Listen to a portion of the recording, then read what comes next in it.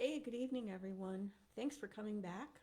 This is my vlog number 3, and welcome back. It is the end of week number 3 for me, and things are going pretty well. So, you might remember I am following the protocol that Dr. Roy Taylor outlined in his book, Life Without Diabetes, the guide to understanding and reversing type 2 diabetes. Dr. Taylor is a medical doctor and on medical faculty at the University of Newcastle in Great Britain. I also want to review with you a little bit about what we talked about last week, and he talks about what's called a personal fat threshold.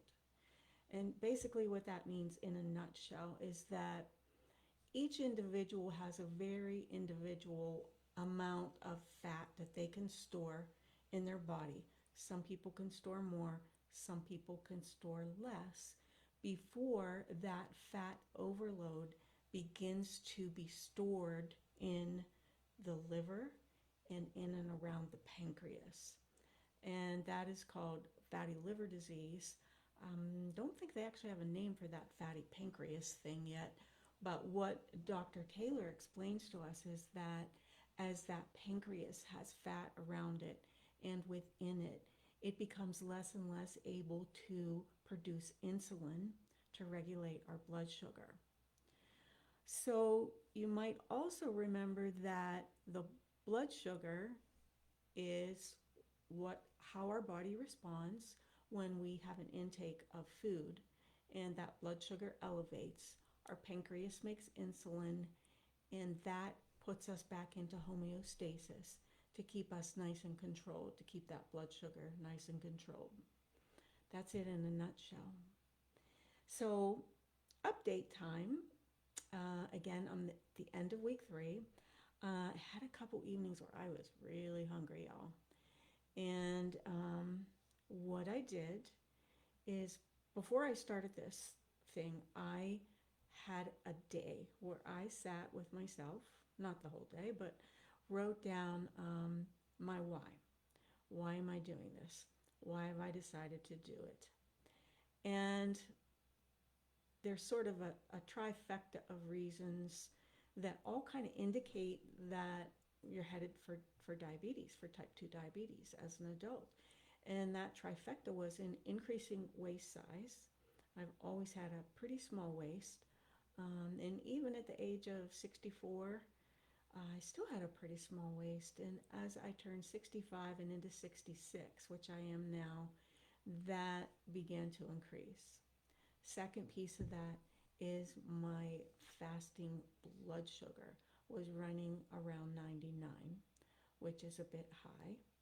And my hemoglobin A1C was about 5.7, 5.8. And we know that those three things are indicators that type 2 diabetes, unless we do something about it, we're on our way to that diagnosis. So, as I look back at my why am I doing this? I really, really, really value my health because I still have a lot of stuff I want to do. Um, I'm a coach, I teach cooking for health, and I love all the things I do. And I want to keep doing those. In addition to which, I have 6 grandchildren that I love to chase around and play with and hang out with. And I want to hang with them for a really long time to come. So, all that being said, at the end of week 3, I've lost 13 pounds and I'm moving more easily and I'm just feeling better in my body, which is pretty awesome. So, I did make an interesting discovery this week that I wanted to share with you. Have you ever noticed, like, when you go to eat something, and particularly when it's something like sweet or something salty, um, just really anything, and you take those first few bites and you're like, oh wow, this tastes really good. And then as you continue to eat, it tastes a little less good.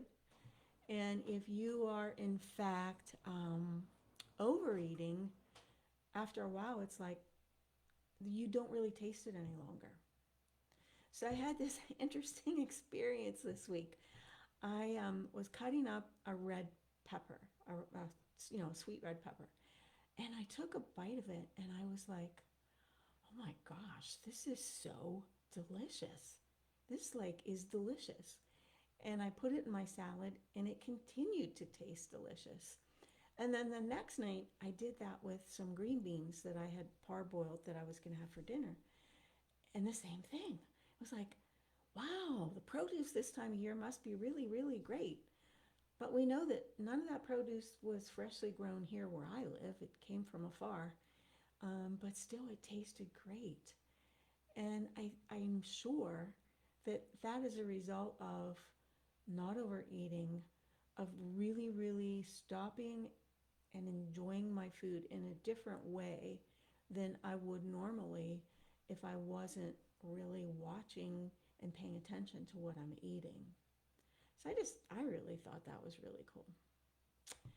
So this is a short one. I'm going to be finished for now. I want to invite you to please share this with anyone that you think could benefit from it. Next week, I'm going to have a gift for you, and it's a small gift, but nonetheless, it's something that I've created to help you start down the road of making healthier choices for yourself. Just healthier choices, not a diet, not restricted eating, nothing like that. Just a way, some tips for you to be able to follow to eat healthier in the very first minute you lay eyes on it. Okay? So I'm going to do that. And then one other thing that I would encourage you is to think about your why. If you feel as though diabetes is a potential threat for you, and the truth is that anyone who is overweight as an adult, it's probably a potential threat. I would challenge you to give some thought to why you might want to make changes now and write it out. Write it out for yourself so you can see it. So if you will go ahead and make some of the healthy food swaps that I'm going to share with you, that you can go back and look at why you're doing it. And maybe some of your reasons are like mine. You still have lots to do, or grandkids, or whatever. So I invite you to do that. And I invite you to return next Monday when I will share some healthy eating swaps with you. Otherwise, see you next week. Have a good one.